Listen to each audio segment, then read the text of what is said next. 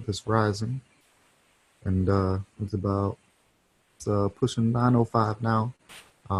So we can get started whenever you would like to. Um, just as by way of introduction again, Brother TJ Lofton joined us at the Black Sustainability Summit in 2018 in Atlanta.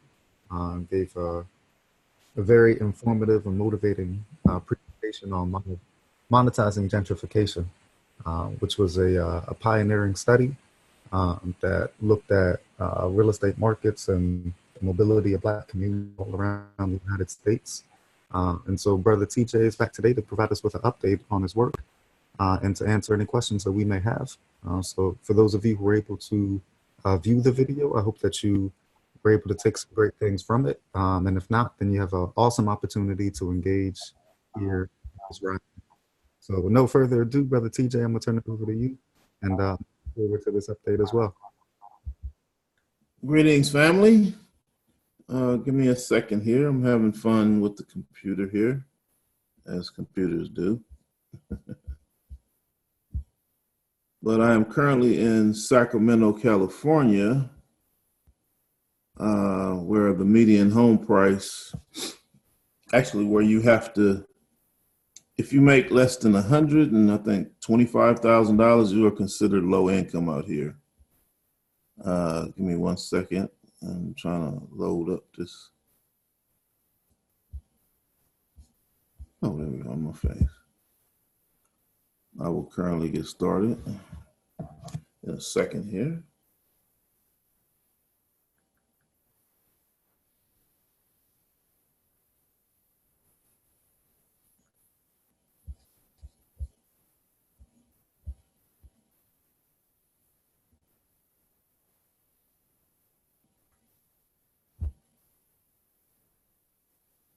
Okay, here we go. Can you see that, good brother? Yes. Okay, perfect. So you can hear me clearly? Yep, loud and clear. Okay. So the title of my presentation is Monetizing Gentrification and Building Black Ownership, the most important part. So I've been traveling around the country. For those of you who don't know me, I did 18 states to follow this gentrification and its effects on entrepreneurship and everyday life for us as a people. So I'll give a little bit of my background for those of you who don't know who I am. I started off in Compton, California, restoring classic cars in my mother's backyard. And I didn't know that nor did my mother know this is going to be a multi-billion-dollar industry as I grew up. This was a gentleman that taught me what I knew. His name was Gary May. So this brother told me if I stuck with the trades, I'd grow up to become very successful. So the brother wasn't lying. He knew exactly what he was talking about. And I bring this point up is to say that it is key and essential that we have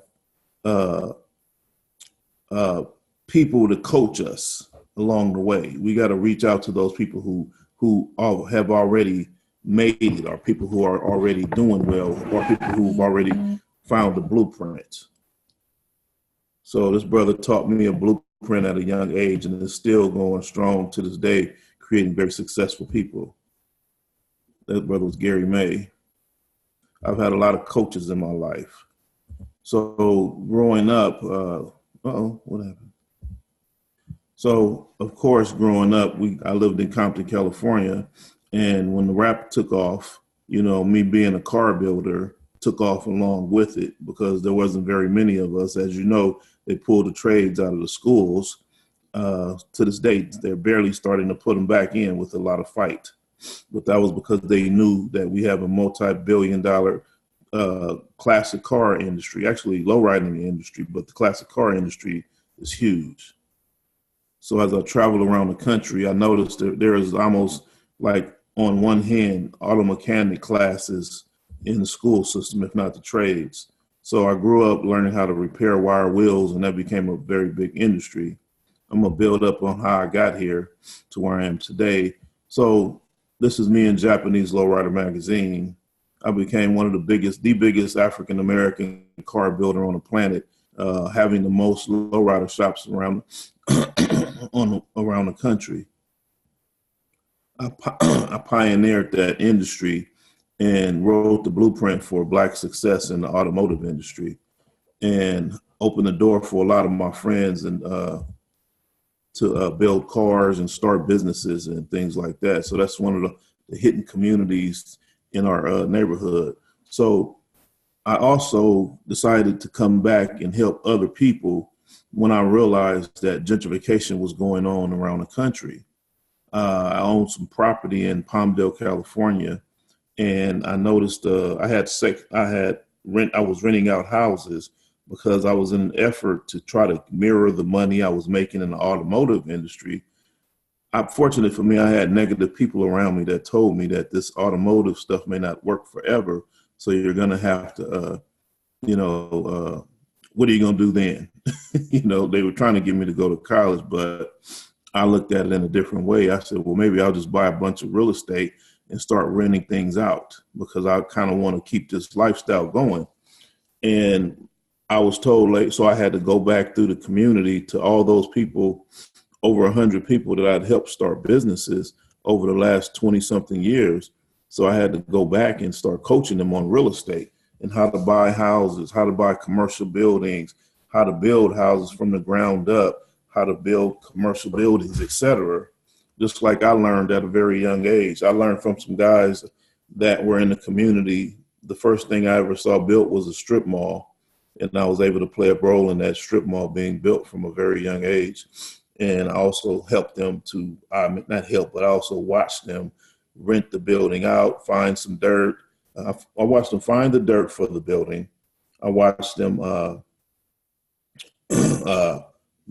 get some blueprints made, which I didn't even know what that word meant. They had to tell me what are blueprints and show them to me and taught me how to read them at a very young age. And decide where we're going to buy into a franchise or create one. And we had to figure out which one of our friends in the neighborhood were going to be able to work this business that we can trust not to steal or et cetera. So I'll have a very extensive upcoming of learning things that most people were never taught and probably will never be taught unless we teach it. So when I came back I identified early on that something major was about to happen in real estate when George Bush said that he wanted every American to be a homeowner. So that opened the door for them to bring in the bad loans. So eventually I decided to come back and help the community. And I went to Leimert Park, California, and I told them about this thing called gentrification is on its way because I saw these bad loans coming. So first of all, I ended up organizing the vendors, and that made me the founder and creator of the Leimert Park Business Empowerment Association.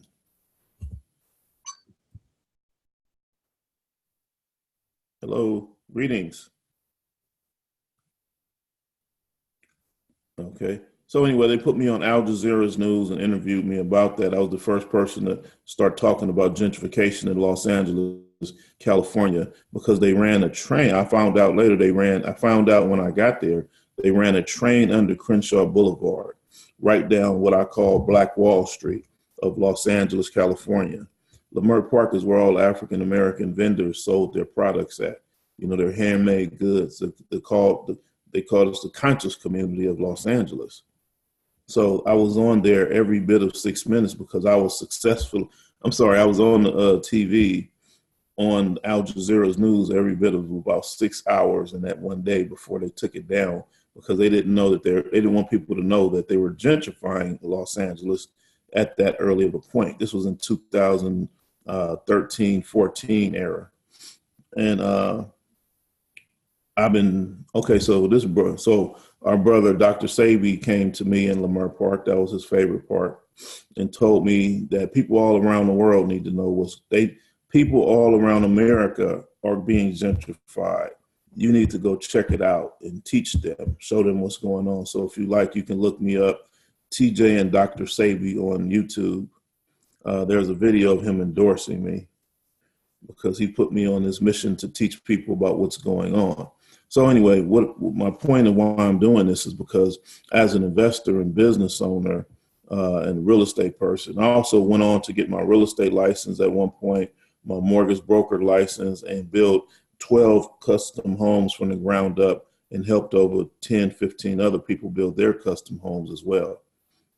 So I helped to start a craze of builders in our community back in the 2002 to 2006 era. Some of those guys are still going to this day. So the reason why I'm here is because this guy here, they call Mr. Trump, number 45.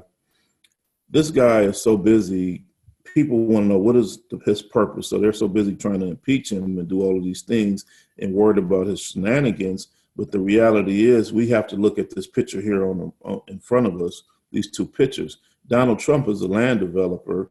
And right now we have more land development than we've ever had in American history. If you look at what's going on around the country, this construction is going crazy that rivaled anything we've ever done.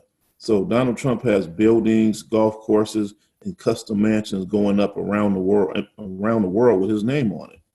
So every president to date, when they get in office, their number one goal is to open the door for their people to make money. So in the 4 to 8 years that a president is going to be in office, their people that do whatever it is that they do by trade are going to see a windfall of money. So Donald Trump is a developer. So his promise to the community was, to the construction community was, he's going to put a wall up and lock out he's going to put this wall up and get rid of the Hispanics, because he said, of course he couldn't say that to the public, but the whole purpose of this wall, family, is he wanted to lock out the Hispanic carpenters. That was his first order of business. So what would be the point of locking out the Hispanic carpenters? He said he wanted to put that wall up. But the point of locking out the Hispanic carpenters, this is a major power play, by the way, family. The major power play is based on the fact that without Hispanics, he's going to be able to increase the cost of labor during construction. Now, here's the interesting thing about it. Community, us, black people, what we choose to use, because he knows that they've already dismantled the black school districts and removed the carpentry classes from the schools. So most young people, most grown people don't even know how to swing a hammer or use a screwdriver, or nevertheless work on their own cars. So they've created a consumer class of people. So but they knew that with us out of the way, and now they're locking the Hispanics out the way, they can raise the cost of labor and increase residential and commercial values, increase rents and leases around the country. And by doing that, they're going to increase the cost of goods nationally and increase the wealth that contractors and carpenters make, increase business owners' wealth. So they are in position and getting in position. The only places I'm seeing car classes going into, automotive classes and carpentry classes, are in European schools where African Americans are not. So in the process of doing this, they're increasing homelessness and poverty in large amounts, as I'm sure you've seen. So wherever you live in America, and not just America, but around the world probably, but I'm definitely for sure in America, you've seen large amounts of historical amounts of homelessness because of this word called affordable housing. They're using these words to drive African American people more into poverty. Okay, I'm getting messages. So anyway, my name is Thomas T.J. Lofton, by the way. If I didn't say that, I'm sure I did. I can be found at thomastjlofton.com, by the way. So this is going on. This is every major city America. Every major city in America is having a construction boom. There is not enough people to handle the amount of construction that's going on. So what they decided to do let's see here, is dismantle home ownership in the African American community. I predicted, and I was also confirmed by a friend of mine, that at the pace that people in Los Angeles, California is selling these houses because of this construction boom here and the high cost of living and the high taxes, etc., people are leaving California. So I predicted that by 2020, there wouldn't be any African Americans here. 2020, 2021, a friend told me, he said, no, TJ, that's already been shown, and that's called the Vision 2020 plan here in Los Angeles. But the point of that, now what does that have to do with you as a person who probably don't live in California, is they are pushing the cost of real estate up so much that if most likely you can't afford to live here if you're a renter, or if you're a homeowner, you're seeing so much equity in your home that you're going to cash out and move to the East Coast and buy something cheaper, which is a pathway for destruction on the East Coast, because now you have a lot of wealthy people moving to the East Coast, buying everything up.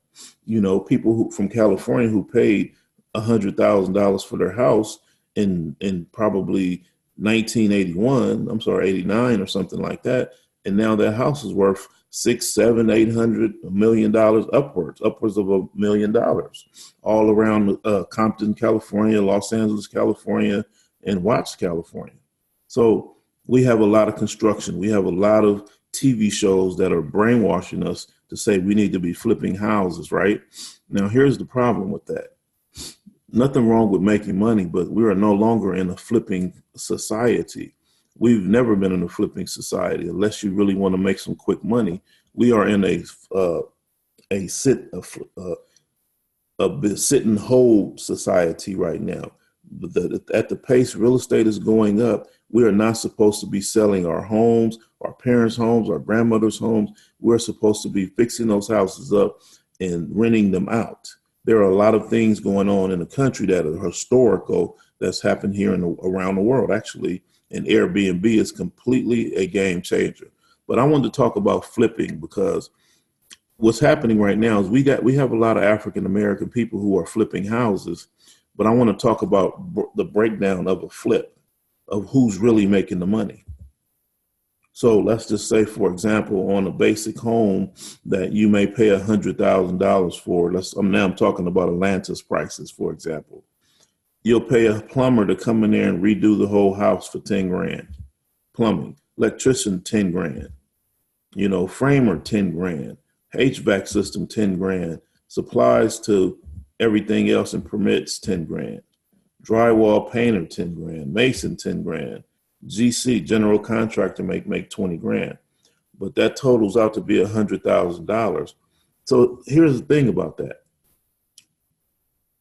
In a flip, you can buy a house for $100,000, and these are just rough estimates that I put together. I'm sure it may be too much or too less in the cities around the country or around the world where you live. But this is just an example to give you an understanding of who's really making the money. The general contractor, which could be me or you, anybody. I've been a general contractor, you know, in my own projects.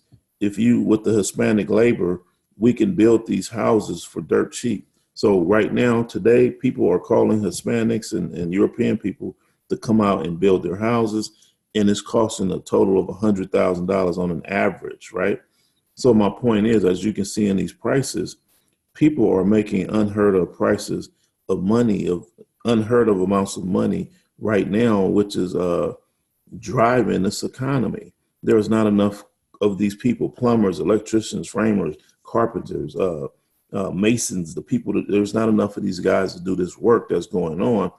So the Hispanics are coming here, and they were coming here in large numbers to handle all the construction and carpentry needs. Most importantly, deal with the gentrification, the construction boom due to gentrification. And that's why Donald Trump put the wall up, started talking about this wall is really lock out the Hispanics, get rid of them. So I'm not complaining about what he did. I'm just exposing the pathway to wealth that's going on. So that means we got to get in position, because with people making $100,000, you know, every once a week, people are going to these houses, knocking them down. They're coming into a house, doing the plumbing on the house in 2 days, walking away with 10 grand. They're coming into a house and framing them up and doing building supplies. I'm sorry, and doing the whole drywall, painting the house, framing the house, whatever, putting the roof on, and they're knocking it out in 2 to 3 days. If they're turning whole houses over and restoring them and updating them in less than 30 days, family.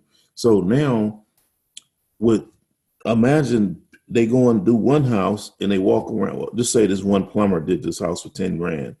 And then the guy who's building the houses is working on 10 houses. And he's going in, he says, you get to do all 10 houses and I need you to have them back, in 2 weeks, a week and a half or something. This guy will go and make $100,000 in a week and a half. I hope y'all understand what I'm saying. I can't see your faces or hear you smile or you see the shock looks on your faces. But my point is to expose who's really making the wealth here, family.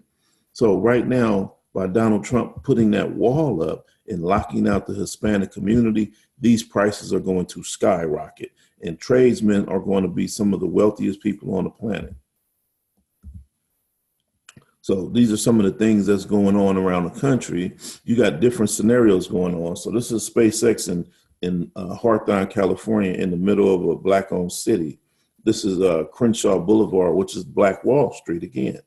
So this is a direct assault on Black America. We have a major situation going on around our country, which I've been investigating for my newest book and documentary coming out.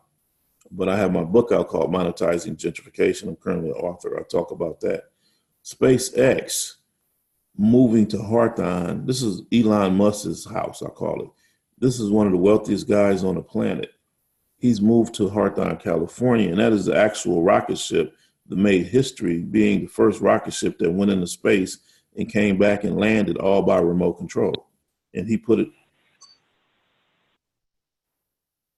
outside on the front row of, greetings, family. He put it outside in front of his building.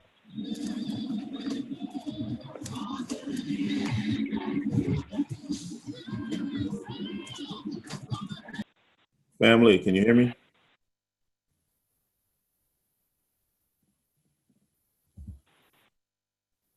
So anyway, along with all we have, can you hear me, family?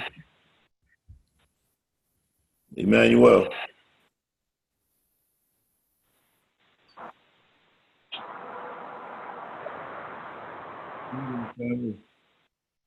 Emmanuel. Peace, Brother TJ. I can hear you. We can hear you. I think some people's microphones were not muted, and they're muted now. Okay, good.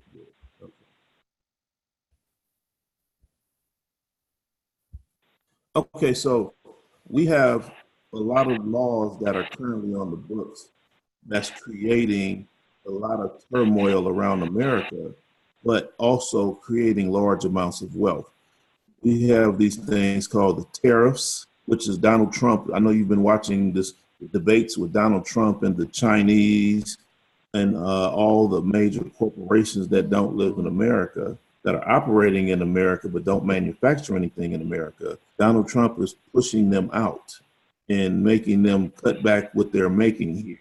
Like, for example, Toyota Motor Corporation moved from Torrance, California to Plano, Texas.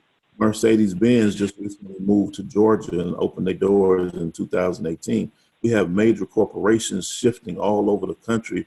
As I fly into Atlanta, I see thousands of million square foot warehouses going up in McDonough and all over Georgia, meaning major corporations are moving to Georgia because they know African American people are being pushed there. So in Northern California, where I currently am, we have Silicon Valley here, and Silicon Valley is moving to Silicon. They're creating a new Silicon Beach here in Los Angeles, which is driving real estate prices crazy. So with this particular Porsche experience, we have, when wealthy people are moving to an area, you have the toy companies moving in also. So Porsche, Ferrari, Mercedes, all these major corporations are moving to the Black community. and opening up house so that they can accommodate the wealthy people who are coming. Now, here's the thing, family. They're trying to move. They moved in first, sending up my red flags, letting me know that wealth is coming.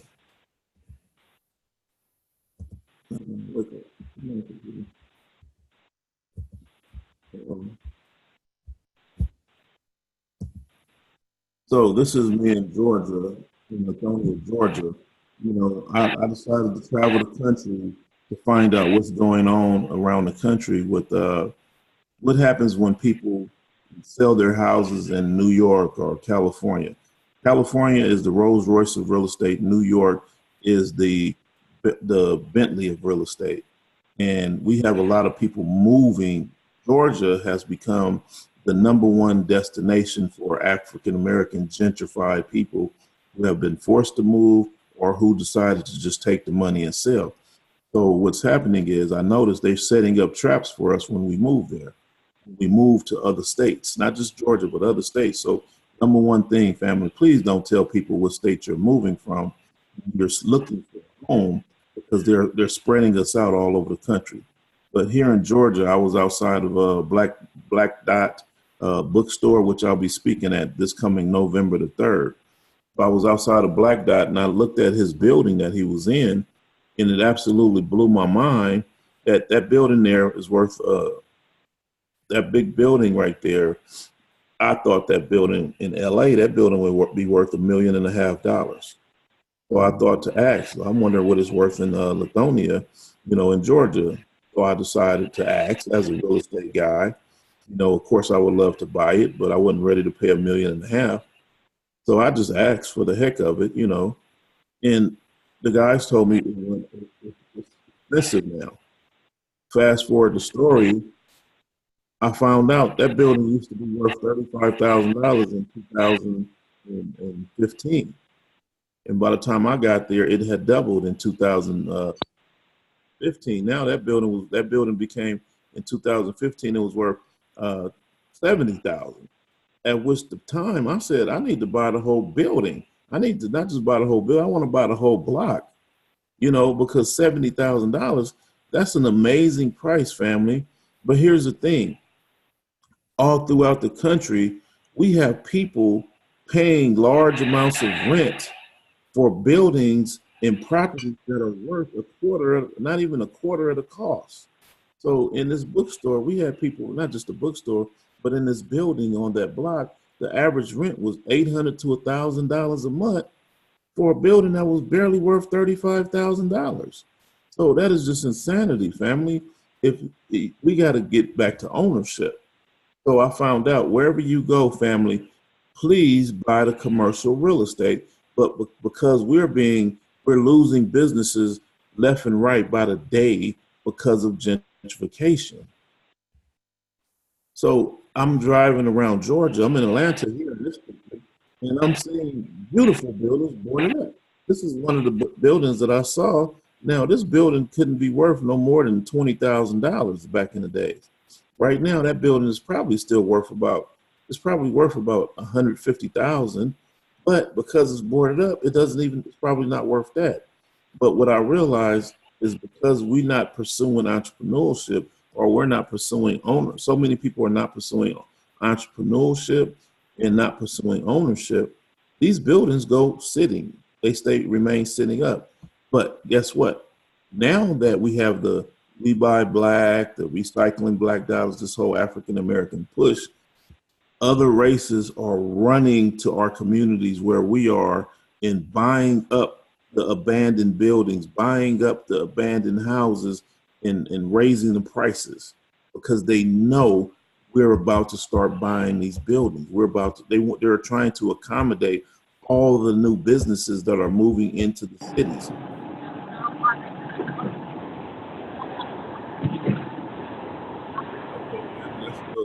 Somebody need to mute their mic, please.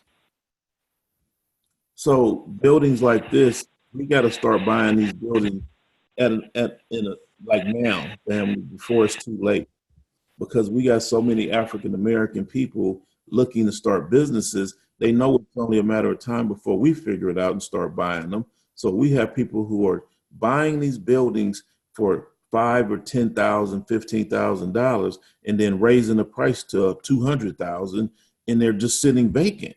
They're not even doing anything to them. They're just raising the market prices to kind of keep us locked out, to where they'll go in and restore it and fix it up and rent it to us for $1,000 or $2,000 because it's been restored. Family, we have to target these buildings, find them, and buy these buildings. They are very affordable. These buildings are affordable based on the price of the neighborhoods. If the houses in the neighborhoods are $20,000, $5,000, $10,000 or 20, then the buildings shouldn't be no more than the houses are, family. So we have to get out of the let's rent something to start our business and start looking for things that we can buy. Now, this is because of that, this is the new structures going up all around the country.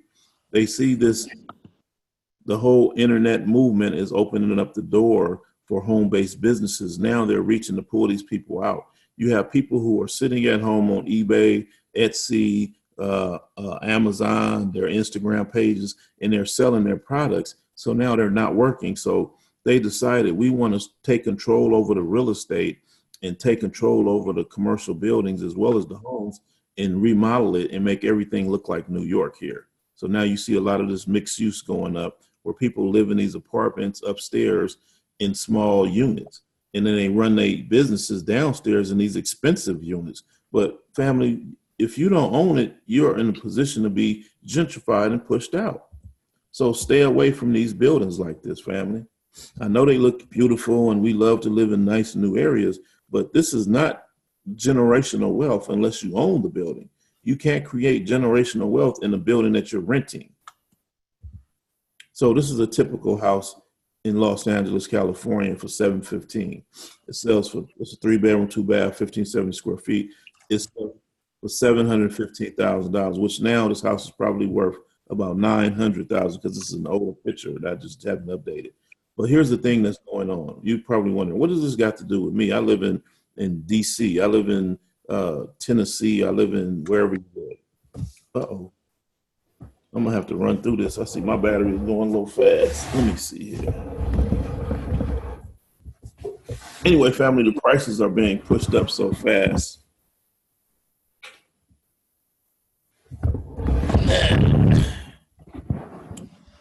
Just check my battery here. It's dropping down. So, let me see here. Anyway, we got people moving, selling their houses, and being baited to other states and buying bigger houses. Like this is 680 here in Georgia. If I hang up, family, I'm gonna call back on a number and then we could take the questions. My battery is low, but I'm gonna kind of go through it. Sometimes it treats me right, other times it acts funny. But anyway, we have people buying houses that they cannot afford, family. Just because you have the money do not mean you can afford that house. Just because you have the money do not mean you should buy that house. This is becoming a common houses, 5,000 square foot and up in Georgia was very affordable, but now they're building custom neighborhoods where the houses start off at 500,000 and 600,000 because they know people are moving from New York, California, and other states that the gentrification is pushing the housing cost up. People are taking that money and moving to Georgia and buying these big old giant houses, which are newly built because the housing prices in these areas have never been over 200,000. Now they're building houses started at 600,000 and 700,000 because they know we have more money. So I've created plans that people will not get beat out of the money that they're using. Let me kind of keep pushing. We got to stay in the city, family, if possible, and start buying these small boarded up houses that we didn't want and tearing them down and building bigger houses. We got to start updating these houses in the city because our people are getting their butts kicked, commuting to and from work an hour and a half away, things like that. So I want to talk about fake gentrification meetings going up all around the country. We have a huge, large amount of people that's desperate to find solutions and answers. So gentrification meetings are popping up all over the country. And this is what I've noticed. A lot of these gentrification meetings are being backed by white people, European people, and they're targeting our African-American builders. We have a lot of very wealthy people, and this is one of our wealthy people, one of our brothers from Los Angeles, California. He owns the biggest African-American owned mall in California. And he has more black businesses in that mall. And he's deciding to build apartments upstairs at his mall. So there's brothers out here. This is a presentation that I took a picture of a brother here in Los Angeles who's targeted this brother and said he predicts that brother is going to displace 60,000 people in the community. So he filed a lawsuit against a brother so he couldn't add on to an already existing building, saying he's going to gentrify our communities. So as a developer family, I know that's some BS. But my point is the top two people, the first two people that he's going to sue are African-American people who are capitalizing, who are building in the black community, who are building businesses. So my point is we have to be careful with these gentrification meetings because white people are using them to target African-American builders who are coming in and creating jobs in the black communities, because it's imperative that we don't get to see successful black builders doing construction. So we got to stay out of these meetings. So this is what I'm seeing happening all over California. This barber was pushed out of his business and now he's literally on the street cutting hair. We will adapt, family. So this is why we have to start buying those buildings, because we have more people starting businesses and they're looking to displace them like this brother here. So anyway, this is a powerful story here. I was here in Sacramento, California this weekend, this Saturday, and this is a black-owned business, a black-owned bookstore, the Underground Bookstore in Sacramento. And this is a perfect picture of what we can do as a family. This brother and his mother started the Underground Bookstore, but they bought this whole building. They started a black-owned restaurant. They started a black-owned bookstore, and they have a black theater. This is the new Black Wall Street in Sacramento, California. So I also was in Georgia. This is also in Sacramento. This is on the campus of Google. Google is building a 90,000 square foot new corporate office here, and this is behind me in Northern California, family. These big corporations are expanding and creating a lot of money, but solutions. What I want to talk about here is the person, you can learn how to lay that driveway in one weekend, in a few hours, by watching them lay this driveway. So the same people who can learn how to lay that driveway in one weekend, for example, can turn around. Let's say this driveway was worth $10,000. Now, what we got to realize is if at $100,000 house, that driveway was worth about 10 grand because it was brand new. Now, you turn around and let that house be gentrified and the price go up to $1 million, that same $10,000 driveway will then become a $50,000 driveway because it's $1 million house now. So, but here's the thing, family. These are the new wealthy people that talked about the trades. So the same person that can lay that $1 million neighborhood is the same person that can lay this driveway in front of this $80 million mansion. So the driveway in an $80 million mansion is probably going to be, anywhere upwards of $1 million, $2 million, depending on how much niceness it's going to be. But my point is, we have to start getting back into the trade while there's still time, family. But we got to remember, the more expensive the home, the more expensive the repairs. So for our business owners, this is another thing that most businesses could do. We got to start, for those people who say, I don't really have money, but I want to start my business, I want to pursue my business, we can buy these or build these steel buildings or buy buildings and move upstairs and operate our businesses downstairs and save thousands of dollars. So here we are, we can start teaching our children about the trades and teaching them how to build houses, how to do plumbing, et cetera, at a very young age. We have the Du Bois and the Booker T conversation. Well, family, I want to let you know that Booker T was right. We should stick with the trades because these are always been the wealthy people, the developers. So I'm gonna start winding down. Things we need to know. When we're talking about sending our young people off to the universities, we need to be asking them, where do you plan on living at and how much are the houses gonna cost there? Because these are just some questions I want us to start asking the people before we go to schools. before we send our youth off to schools, because our youth are going to school and can't come home finding jobs. So anyway, I want to wind it down and start taking questions, but let me throw up the favorite part, the sell part. This is my book entitled Monetizing Gentrification, Building Black Ownership. After I traveled the country, I did about 15 states in order to write this book. It was just unbelievable, the things I was seeing. So this book is $32 mailed to your door. You can go to my website, thomastjlofton.com. For those of you who are interested in starting a business, those of you who are interested in starting building houses and want to learn how to monetize these trades the right way, I can teach you. So I have training classes, I have consultations. If you apply today, my 1 hour consultation is $150 off of $300. I also have gentrification training classes. In my training class, if you want to learn real estate and entrepreneurship from the top to the bottom, I charge $3,500 as a special for the Black Sustainability Summit. But that's all my information. I'm open for questions now. I hope I was okay with the time. Yes, definitely fine with the time. Okay, appreciate it, good brother. So anyway, anyone have any questions for me? I'm open for them, because this is an assault on African-American owned real estate. The game is to remove African-American owned real estate nationally. Trades that will lock us out of this trillion.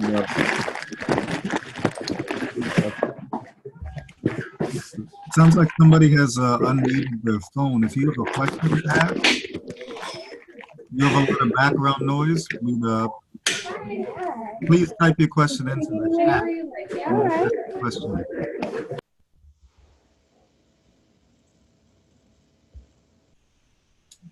So if you do have a question, if you have a lot of background noise, please type your question into the chat box and we'll make sure that your question is asked.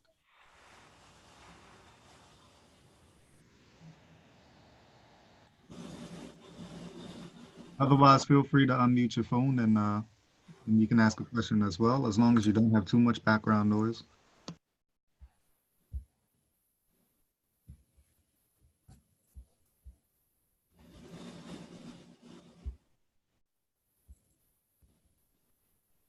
Okay, we have a question coming in on the chat in just a moment.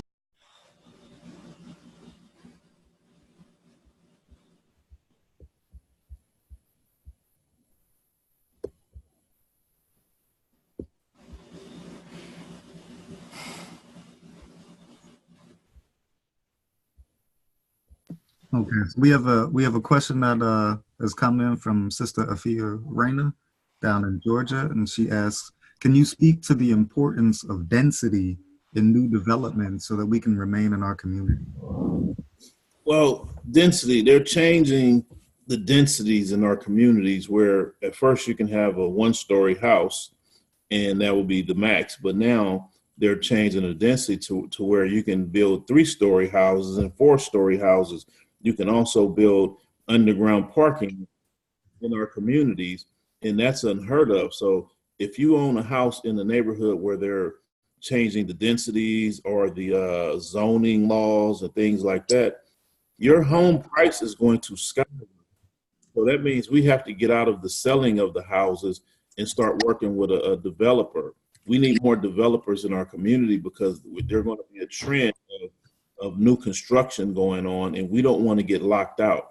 See, right now we can deal with we used to could deal with a Hispanic person and get an affordable price to work on our house for us. But now that they're locking the Hispanics out, now you're going to be dealing with a person with the American flag in the back of his truck who don't like you. So that's one thing. I see when Maryland was mayor of Atlanta and developers refused to hire Black tradesmen, citing that they weren't skilled enough to do a project of that magnitude. He told them Hartsfield-Jackson Airport was basically a super large driveway and got them the contracts. We had to bold brothers and sisters in position. Maynard Jackson pioneered the Hartsfield Airport.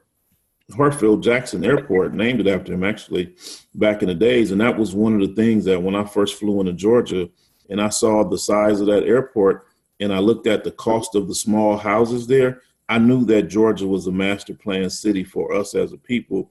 They had decided a long time ago that they were going to push African Americans there.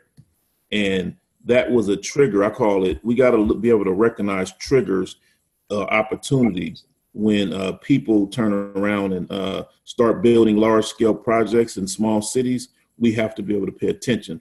But what Maynard Jackson did back then, which was unheard of, he wrote it into law that most of those contracts to build that airport had to be by African American people. And that created a lot of wealth in Georgia through people who are building, through developers. Okay, can you speak? Okay, we got that one. Next question, please. I got a question for you. I'm wondering if we had to prioritize the trades that we taught our young people, like what would be like the top trades that you think are important for us to develop strategically so that our people can, be more effective in this particular movement? Well, anything that got to do with construction, the top trades, biggest things going is plumbers. We need a lot of plumbers. That's something that everybody needs every day of the week, 24 hours a day. Electricians is another big one. But what I would like to see us do as a people is every Black school, every home school, every Black school should have a tiny house construction class, because in order to build a tiny house, it takes you can build a tiny house in 30 days, or you can build one in 6 months. That's considered a whole semester of school or something, a year of school. So with building a tiny house on the campus of a school, or young people, or in the backyard of your home, our young people will learn every trade, from building, from carpentry, from plumbing, wire, electrician, etc. And a lot of these classes can be taken at Home Depot. Family, most of the stuff is on YouTube. I got my degree from YouTube, the University of YouTube. My master's came from the University of Google. So we got to start looking at these things. But I personally have learned so much by simply walking into a Home Depot and saying, hey, I want to put sprinklers in my yard. How do I do it, and what do I need to buy? And those guys will show you how to do it, tell you what to do. Hey, I want to hang this ceiling fan in my house. What do I do, and what do I need to buy? Awesome. I just spent Okay, what do we got here? I think Oftentimes we think, excuse me, now.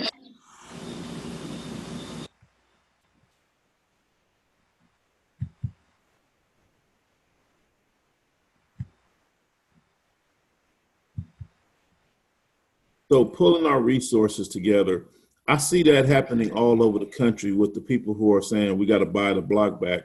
In anything we do, family, we have to be careful to who we are listening to. Just because a person talks really good does not mean they're going to teach you what needs to be done. So we have a lot of people who are putting their money together, buying property that does not make sense. So this is why it's very important that we research the people who are doing this and make sure that they have the experience and the knowledge, and most importantly, they're operating with the conscious principles, where we can know that we're doing right. So always look to a person's background. We should be pooling our money. That is so critical, that we put our money together and start buying some of these vacant shopping centers. And, you don't always have to have all the money, family. Sometimes we got scenarios where I see people, one person has a whole lot of money, but don't have no time and no good credit. And then we'll have people who got no time and great credit, but don't have no money. But then we got people who got plenty of time with no money and no credit. Perfect marriage right there. The person can put up one person can put up their credit, another person can put up their money, and the other person could do all the ripping and running. So just because a person don't have time, no money, don't mean they shouldn't be a part of your team, because some people got to go to work and they don't have time to do this. I hear that all the time. I don't have the time to do it. I would love to invest, but I don't have time. So we have to have the people who got the time to rip and run the errands and go pick up things and go look at this new piece of land that just hit the market our developer is willing to sell to us or something. But we can save our community and start running to our own businesses. Many in our communities have retirement accounts, home equity, and life insurance policies that can borrow against, as well as pools, investments that are untapped in our community. The biggest wealth creation right now that's going on that's not being talked about is gentrification is driving the cost of real estate up, and African Americans annually probably have over $1 trillion in equity. Let me repeat myself. Let me say this. Never before in U.S. history have African American people had so much money individually. All of our homeowners has at least $250,000 in equity, family.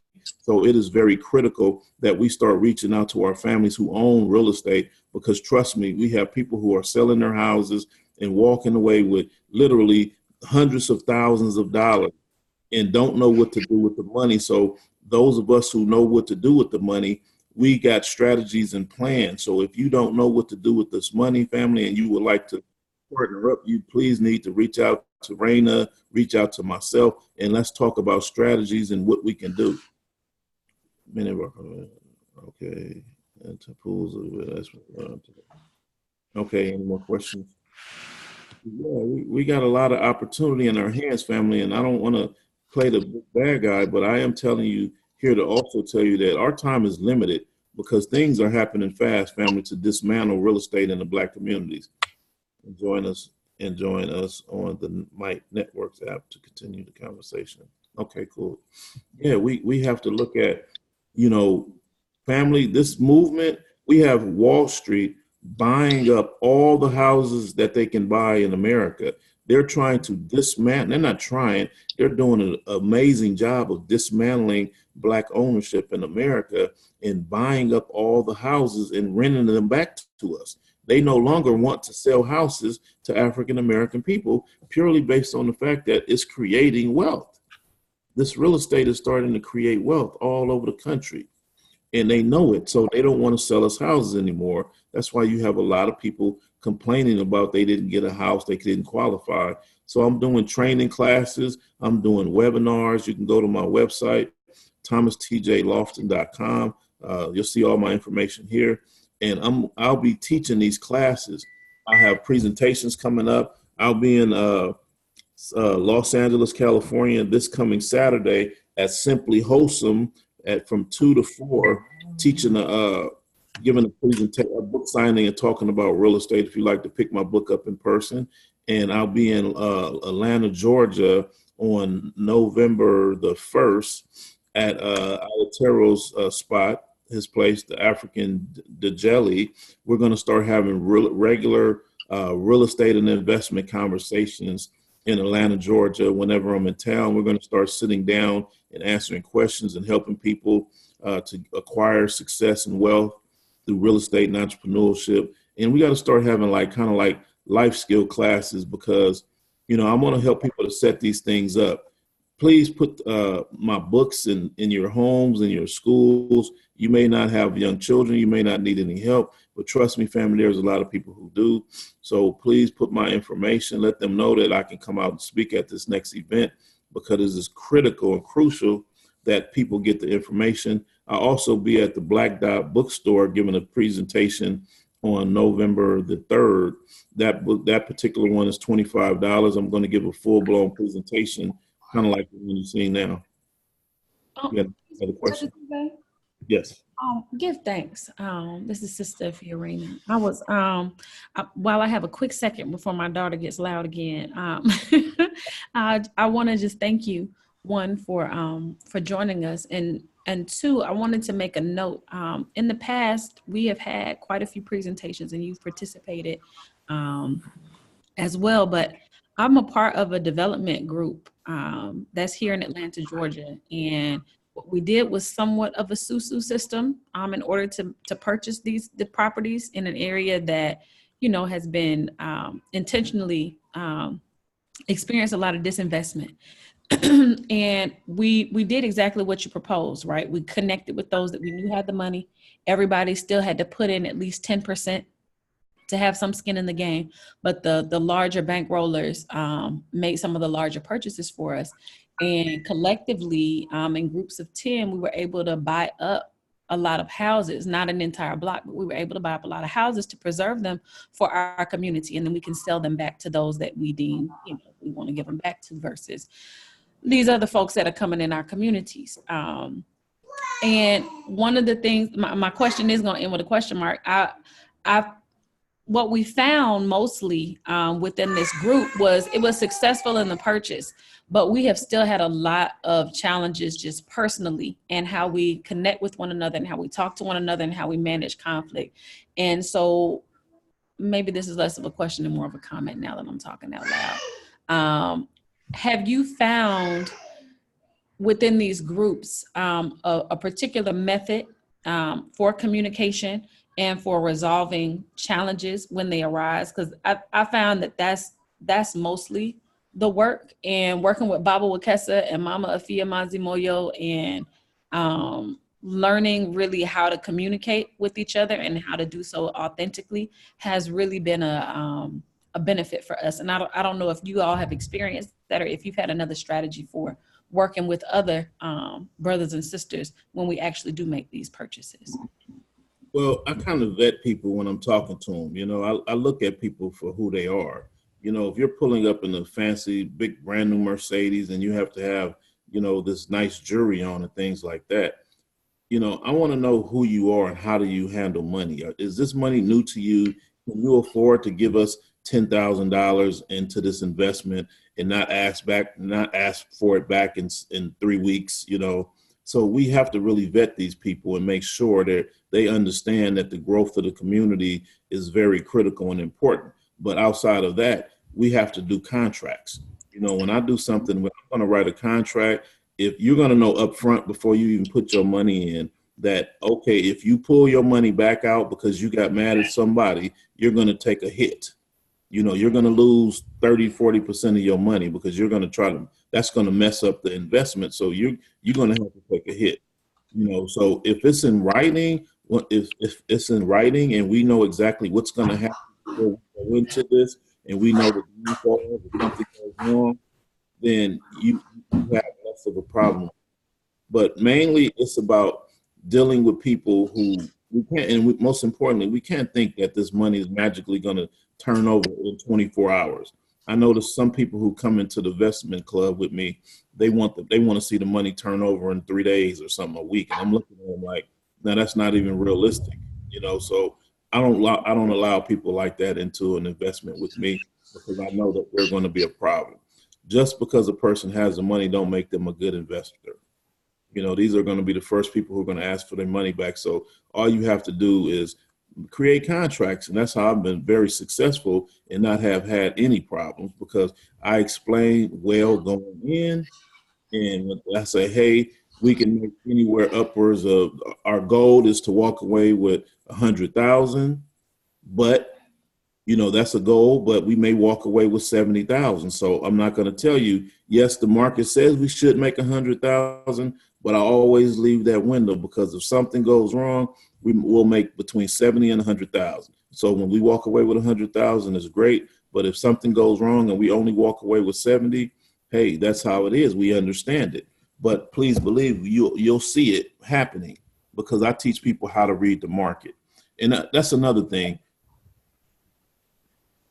That's why I start teaching people about real estate and how to identify things so they can help me and know what's going on. I don't really like when people just put their money in a pot and then sit back and wait on me to do everything, because I want them to be able to tell me, TJ, they're building a brand new corporation in this community where we were asking for $400,000 for this apartment building we're building. We now could get $1 million, TJ. So I want people to learn how to do real estate instead of them just giving over the money, in my opinion. Okay. Hello? Microphone? We're still here with you. Okay, somebody can, Raina, let your microphone open still? We need So somebody to mute. you answered my question. I don't know if somebody else had a question, but you answered my question. Thank you. So what I do is I teach people how to set up the Susu pots, how to come together and invest. And most importantly, when we come together, family, every house on the block ain't a good investment. So I come back and I teach people how to identify what is a good investment. How do I, like, for example, when I left to move, when I went to Georgia, I started seeing a lot of people who are so pumped up about flipping houses. And, you know, you got people with a lot of money and they're buying houses to flip. But I said, I would go out there and say, that's not a good investment. And they would say, why? You know, we're going to make $100,000. I say, if you took that same money that you used to buy that house over there and buy that land where they just built that brand new freeway or that brand new road, or they're building that brand new train, if you buy that piece of land across the street, that land is going to be worth 100 times more than what that house is worth. So that's why I teach people, because it's critical that we understand that we got to buy the things that's going to bring us the best value. And flipping houses is not where the value is. Building the houses, building strip malls and shopping centers is where the real money is. Flipping is for, to me, flipping is for like the young people who are just learning how to get into real estate. You know, this is not a flipping market anymore because we have too much amazing investments going on. You know, I see Mercedes-Benz move this corporate headquarters to Georgia.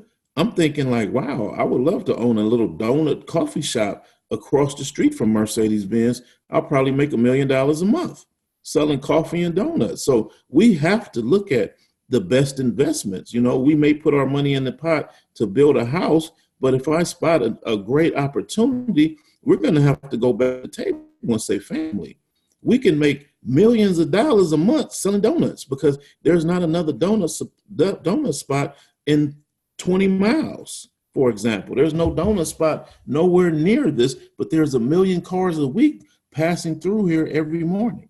So we have to be able to identify what is the best investment for this money.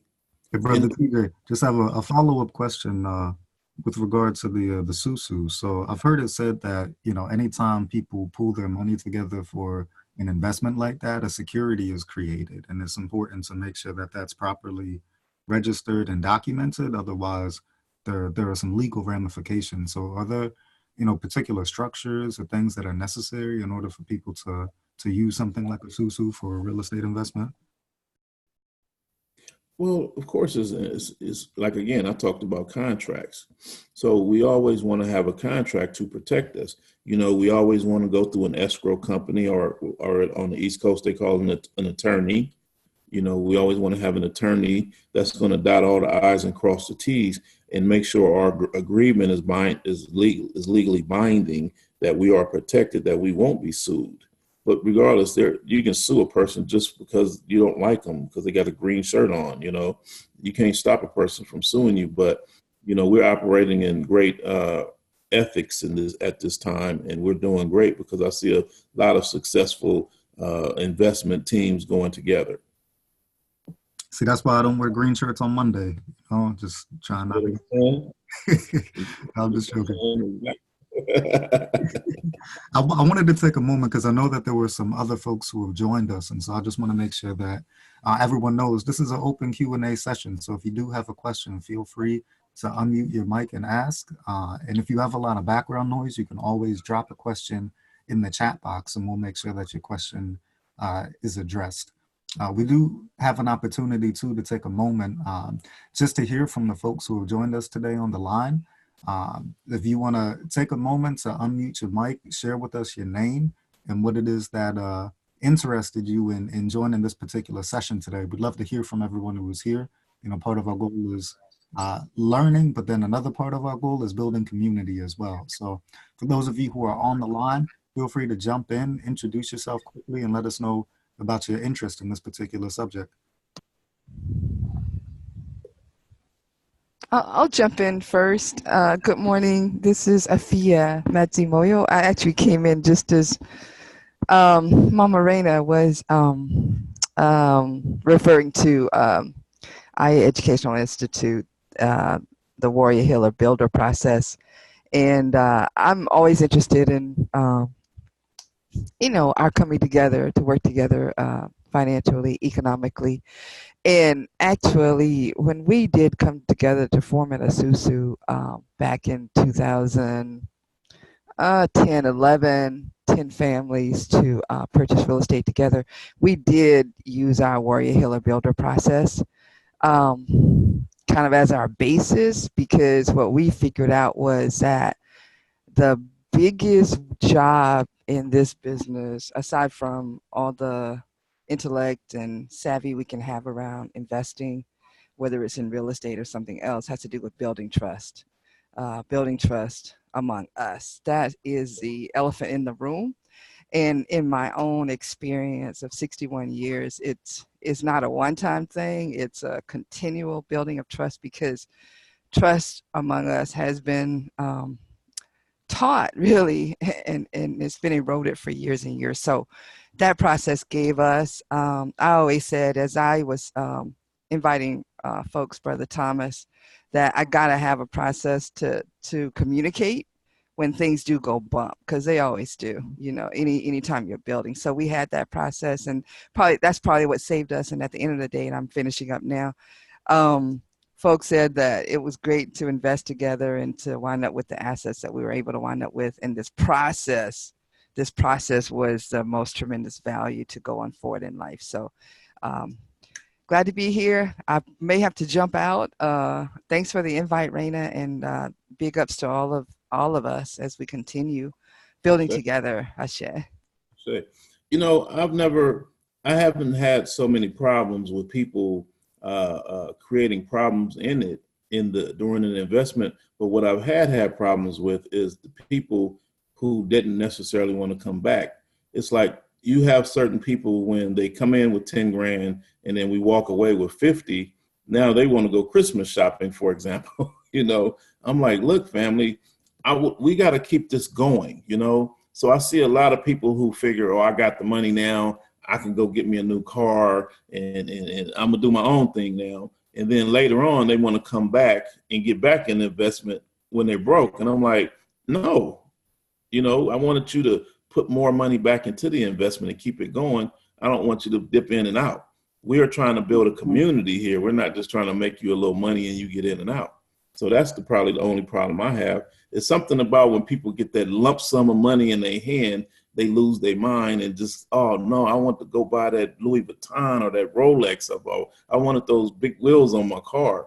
So we have to educate our people. That's why it opens the door for the importance of, I want to talk to the people. What's your family life like? We have to start having these discussions as a family, because as a coach, I'm dealing with this every day. We have people who are saying, I want to pay off all my student loans with this $300,000 profit from selling grandma's house. And then we have other people say, no, I want to go build a strip mall. I want to build some units, So we have to start having these kind of family discussions, not just family discussions at home, but panel discussions, because there's some serious arguments and drama going on around money.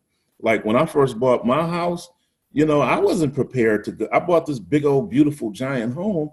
I had no imagination that I was going to be hit with things like $30,000 drapes for the windows, blinds with shutters. I didn't want to pay $30,000 to $50,000. So that created arguments in my household. I wanted to lay $50,000 worth of concrete so I could put a jacuzzi in the backyard. That created, my ex-wife got mad because she wanted a big ring, So we have to talk about these things now before the money starts to come, because when the money comes in, people start pursuing their dreams. They want to live like the rapper guy on TV. They want to buy a car that they really don't need. They want to buy a big giant house. They want to build a big house that they don't necessarily need. So it'd be critical or very important to the community if we start having these wealth conversations. What does wealth look like for you? What are you going to do with your cut, your $100,000, your $1 million, Because I've seen some people take this money and run and then come back broke, and then we'll get mad, because we won't let them back in. But I don't want to see you take this 100,000 and go off and buy a big brand new car and then want to come back with $1,000 and ask to get back in. I'm like, no, we've already kept going. We're up to building strip malls now. Everybody's on the team is putting in 100,000 a piece now versus we started off with 5. So things like that, fam. That's the kind of problems I've seen. So it just opens the door up for us to start talking about that more. Because I notice we talk about people who don't have money, but we completely forget about the people who do have money and what are the effects of it. Definitely. I wanted to take a moment just to acknowledge Sade, who posted on the chat and introduced herself. So I wanted to just say thank you for taking the time to share your information as well. And all the best to you and your partner and to your young one as well. And at this time, if there are others who want to introduce themselves, please feel free. Greetings, this is Elena. Can everybody hear me? Yes. Okay, cool. Thank you very much for this presentation. I'm happy they got to hear most of it. My question is though, like what you were saying about there are people who have different levels of money, different levels of credit, and some people who don't have any money, right?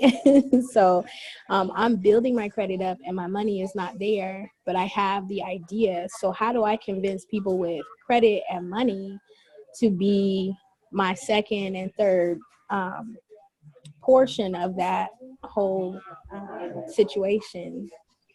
If I have the time. If you have the time is valuable. Sometimes time can be more than money.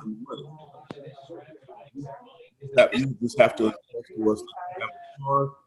Can somebody mute their mic? Whoever left their mic on, please. Okay, wait a minute. I think I should be able to. Okay, perfect. Time is critical because we may, like, for example, I put in offers to buy real estate all over the country, and people will call me up and say, hey, I'm here and I'll sell you that house, TJ, but I only have time to do it right now, at 12 o'clock. And I'm like, dude, I'm in California right now. He's like, well, I'm about to leave the country and you have to come over. I'm only willing to sell it right now within the next couple hours. Well, I need to be able to get on the phone and call you up and say, I need you to go over that guy's house right now. And I'm going to cash app you the money, and I need you to have him sign these documents. I'm going to email you, and you have him sign them, and you have him notary public meet him and notarize this paperwork. And I need you to mail me that paperwork back. So I don't have the time because I'm in California and he's in Atlanta, for example. So time is critical in this business, family. I see people losing deals based on the fact that they didn't have the time to go meet the person at 11:30 p.m. at night when he had the time. We have any more questions, family? I hope I answered your question, but yes. That's a great point. We definitely appreciate you sharing that. I think that's some insight that, not all of us are familiar with. So that's very great. Thank you. Yeah, my name is Willard Lett. I'm up here in New Hampshire, and I came here from Chicago back in the early 90s to work at a master's program called Community Economic Development. And I worked there about 20 years, and during that time, had the opportunity to work with brothers and sisters from across the country, most major cities, and even a few people who came down from Canada and up from the Caribbean to do this master's program. It was started partly by this brother Mtangalizi Sanyinka, and had the opportunity to work with him a little bit. I tuned in to today's presentation because of the title. And actually, I had taken issue several times with the concept of gentrification, which I suggest is a mystification of the actual process of reinvestment. Most people, when they think about gentrification, they don't really think about the fact that communities go down because money's taken out, and they go back up because money's taken in. But so I was surprised by the brother TJ's presentation and its focus, because many of the people who went through this got this master's degree. Many of them were involved in housing development. And for years, I've been trying to pull together a cadre. We're old timers now, and I've been trying to pull together a cadre of these guys who have both done development for themselves as well as worked for community organizations. And, was telling them, hey, man, we spent this time doing this stuff for these other folk. We need to get together and do it for ourselves. Everybody kick in a little bit, exactly what the work that this brother is doing. So I'm impressed and a little bit hard, and I got to reach back out and try and raise up some of my brothers and sisters from the shallow grave that many of us live in. Thank you for your presentation today, brother. Gratitude, Brother Willard. I hear you. And remember, never judge a book by its cover, they always say. Now, let me break down gentrification. The word gentrification to me means development, redevelopment. Unfortunately, they're going to come into the Black community and gentrify people by dismantling the school districts, pulling money out of the police station. Don't let the police respond to any of these calls, force people to sell their houses. Now, there's a lot of people, of course, that's a bad negative word, but there's a way to monetize any and every situation. I'm always looking for an opportunity on how can we make some money during this bad time? Now, how are people making money? People are saying, hey, I'm going to sell my house to these gentrifiers for $100,000 less than what it's worth. So why are you going to sell it for less than what it's worth? Because your average homeowner has $5,000 and upwards of due repairs that need to be done. So that means I'm gonna go in there and do your repairs and bring your house up to that value where you can get full value. That means we have to start teaching our children about the trades. So those young men standing on the corner, we should be able to call any and every one of them. I need you to come over here and fix this leaky pipe in Mrs. Johnson's house because she's interested in selling it, or she's interested in renting it out on Airbnb. You know what I'm saying? So I need y'all to come over here and fix that roof. I need y'all to come over here and put some new windows in her house. So that's how we monetize things, by learning how to reap benefits from it. So Mrs. Jones, the only reason why she wants to sell her house and not put it on Airbnb is because she don't have the money to fix the house up.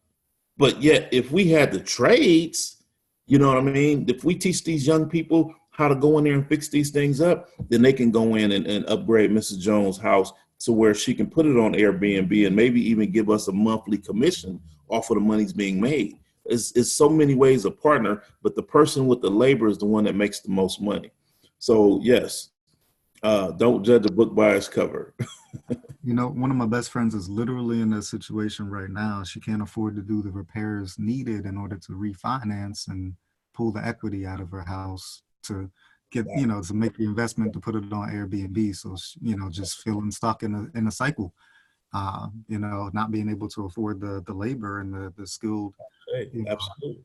Yeah. And family, that is the number one reason why people sell their houses to the gentrifiers, to the people who are willing to pay more money for it, because they can't fix them up. They can't they could not maintain the repairs because they dismantled the community, our communities, by pulling the trades out of the schools. But I am thankful that they were still in the school before I graduated high school. I had I had the wood shop. I had the automotive classes. So when anything went wrong with my mother's house, she already knew TJ's going to fix it. Just call TJ, he'll do it.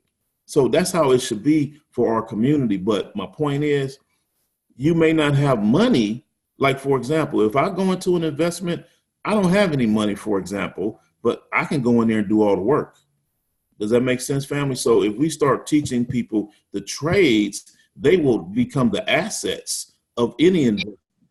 So we have to reach out and find those people who have the trades all over the country. And I also have TJ's Toolbox, where I partner with Queen Thais and the Liberated Mind homeschoolers, the Rooster Fruits. I will be teaching those young people how to do the trades, with the TJ's Toolbox. And also, if you're interested in bringing me around the country, anywhere in the world, wherever a plane lands or a car can drive, I'm willing to come out there and teach the young people or yourselves how to do plumbing, how to do You know, we got to start I have a workshop to where I teach them a list of different trades that they can go home that day and say, hey, give me $50 to fix that leaky pipe.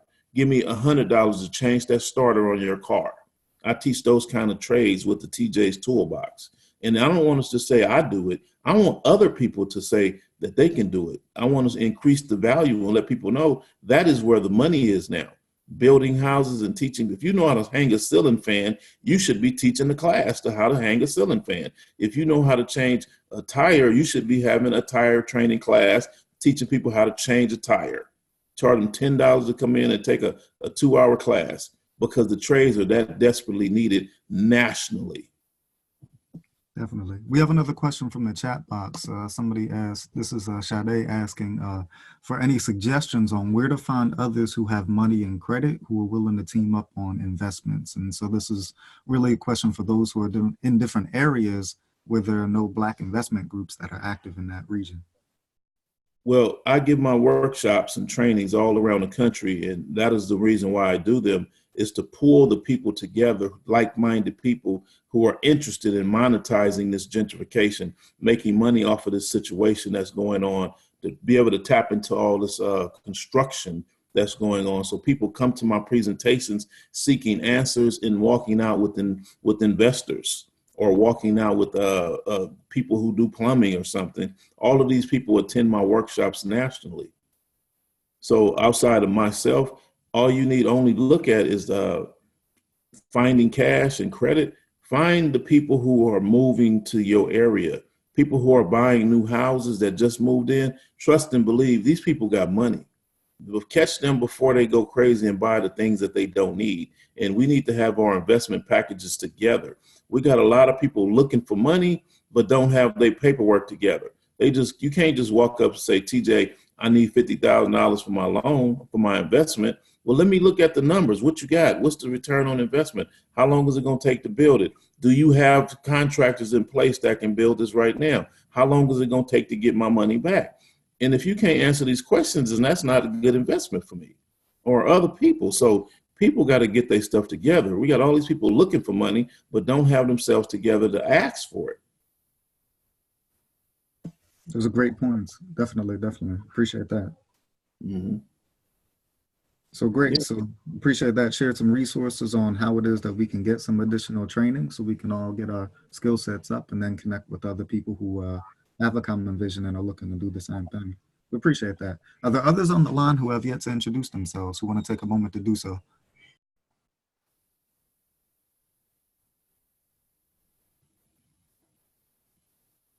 Feel free to chime in, family. This is what we're here for. We're here to answer questions and offer solutions. We didn't talk about the problem, but boy, it's a whole lot of solutions out here, and we got the answers amongst us. We just got to see the value in the people, who got these things. A lot of people think I don't have a degree and I don't have this and I don't have that, but you know how to build a house. So you are one of the most valuable people on this phone, on this call, Maybe your brother has information. We have to find all those types of people. We got people who are in college. We need to take some of these young people and roll them over into a real estate attorney. We need real estate attorneys in our community. We need land developers in our community. We need more plumbers, because we are in the process of being locked out of home ownership. So in order to build a community, we talk about building the community. We talk about nation building. I hear that all the time, but we need to learn who are the people that can actually build it. We can't hire the Hispanics or Europeans to do it for us. We have to do it. So we need to start putting our young people in schools. So for example, I have TJ's Toolbox that I teach. If you can bring me out to your city, your state, or your country, and I'll start teaching these training classes on how to build. But outside of me, you can walk into any Home Depot or Lowe's, and they teach Saturday classes. Every Saturday, Lowe's or Home Depot teaches some type of a plumbing class, a class on how to hang a TV on the wall. You need only just go up there and ask them, what classes are you teaching this weekend? But like I said earlier, the best place that I've learned the most is just simply by walking into a Home Depot and asking them, how do I put this digital door lock on my door? What do I need to do it? And tell me, can you explain to me walk me over here and show me exactly how to put it on so I could put it on myself, and they will show you. And then once you learn how to do that, that's a trade that you can go start marketing. That's a business for you. You can have a business saying, hey, I put on digital door locks and I charge $25. I charge $50 to install a digital door lock, and you will have people calling you from all over the city because that new door lock is revolutionizing the Airbnb space or even homeowner space. And I'll comment too that in most cities in the U.S. too, to be, a locksmith doesn't require any particular type of certifications or anything like that either. So it's an easy business to get into. I say, and that's what we got to look at. We've taken the values that, again, it goes back to that Booker T and that Du Bois conversation. It seemed like Du Bois has won nationally because it's more people that goes off to college. And when people come back from college, it's kind of hard to explain to them that, you don't have to have a degree to create wealth, and I'm not trying to be offensive to anybody, but it's just a mindset that I see that young people come home with. And it's like, oh, well, I'm going to have to take my car back to the dealer to put that light bulb to fix the brake light because this is $100,000 car. I'm like, no, I can change that light bulb at Lowe's. We can go over to what is it called, AutoZone, and I can buy a $5 light bulb. And people say, no, this is a $100,000 car. I have to go to the dealer. So again, it's also mindset. We got to watch out for people with that mindset. So yes, they have so much value in the trades. We got to look at what's creating wealth in our community. I have more value for a person that says, hey, TJ, I learned how to make a hot dog and I got a hot dog cart and I went back to the community and hired 2 other brothers and they got hot dog carts now and I helped them start a hot dog cart business. That's how you build a nation, family.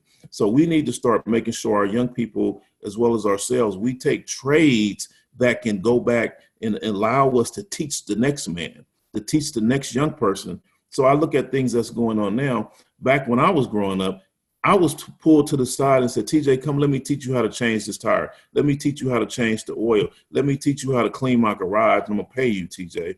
Now I look at black men coming together to teach young people how to tie a tie. And I'm like, is that what we're going to come together and teach them? They're not going to be able to go make money off of that. So, ain't nothing wrong with that, but we need to see more people teaching young people how to transferable things that I can go back to my community and hire my friends and family members and say, brother, you having problems? Come on over here. Let me give you a job. That is the trades, family. The trades allow you to do that kind of stuff. That's why it is so desperately needed in our community. Booker T knew exactly what he was talking about. And Brother TJ, since we met last year, actually, I went out and I got certified as an automotive tech. And I'm telling you, it's just what I'm talking about. I love that. You make money any day of the week in a 2-block radius. But we had another comment that came in. This with the American holidays coming up here in the winter season. Thanksgiving, Christmas, Kwanzaa, all of these opportunities for families to get together. It's been suggested to do some asset mapping with your family. The next time you all gather together, ask people about what it is that they know how to do well, what it is that they're passionate about. Even older folks in our families tend to have skill sets that, they grew up doing things. Like I got an elder who grew up in a farming family and knows, never worked professionally as a farmer, but has so much knowledge, right? Just because it was a part of the lifestyle. So when you have an opportunity to get together with your family, it's a great time to ask people about what type of assets and resources and skills that they have, just to spark those conversations and to tie them into networks and start moving forward. I say, you are absolutely right, brother. I see, when I start going around talking about land in my family and my friends, and I'm hearing, oh, I got some land, I just let it go. I never knew what to do with it. It's just growing up and, grandma's old house with that 10 acres, and it's like communication. Most people don't see the value in land because they want a good job. They don't, because they don't have the trades. that value of that old commercial building that granddad used to run his auto mechanic shop is no value in that. So we just left it sitting there boarded up. So I find out all kind of things when I go to the family community, the family functions or the community functions and talk to people. I find out we own all kind of stuff, but we just don't see the value in it.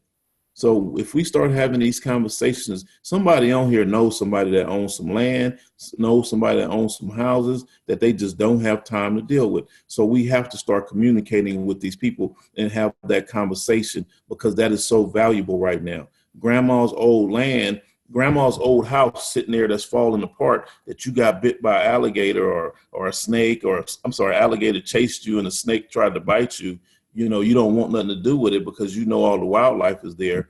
Guess what? Mercedes-Benz is looking for land like that. All these new corporations, because of tariffs, they're looking for all those large parcels of land. They're looking for those areas that are blighted out so that they can come in and tear everything down and build campuses. I'm looking at the expansions of Google. I'm looking at the expansions of Facebook and all these corporations all over the country. They're looking for those lands. But here's the thing, they're planting real estate agents in our churches, in our organizations. And while we over there putting hands on Miss Betty, praying for her because she got cancer, the investors is over there saying, Miss Betty, don't you need some money? Why don't you sell me that house? I'll loan you some money on that house that you got over there sitting on that prime real estate. So we got to look out for the I call that disaster economics. That falls under disaster economics, where we are looking at the fact that Miss Betty's house got into a flood, not to be picking on Miss Betty, my hypothetical person today, but we got to start looking at the fact that wherever there's disaster, there's wealth. So we need to be able to pay attention. So when Miss Betty's house may be worth $1 million, but after that flood, it may only be worth 100,000. And trust and believe the investors are going to be over there asking her to sign over her house, sign over her rights to that piece of land or that dilapidated building that's falling down. And another thing, family, if you do own real estate, and when we start in our businesses and you buy homes, please increase your home, increase your insurance on your property, because these white folks are burning our properties down in large numbers around the country. They know, oh, he doesn't have insurance and he won't sell it to us. But if we go in there and burn it down, he won't be able to recover because he doesn't have insurance, or she doesn't have insurance. So when I move into areas and there's a lot of racism or there's a problem, I'm going to increase my insurance. So that building may be worth 100,000. I'm gonna put $1 million worth of insurance on it. And if you can burn it down if you want to, because I'm gonna come back and build it bigger and better. So I tell everybody, please increase your insurance or put insurance on your building, your business, or whatever it is you do, family, whatever it is you own. Please put insurance on it, not just the value of it, but more, because there is a lot of wickedness going on around the world, because they know we are creating wealth with this real estate, family. Any more questions? Anybody want to make a comment? You know, I think I've seen something here. Carter G. Wilson made the same point that TJ is making on his book. Oh yeah, family, we definitely, please get that book and put it in the schools, the houses, whatever.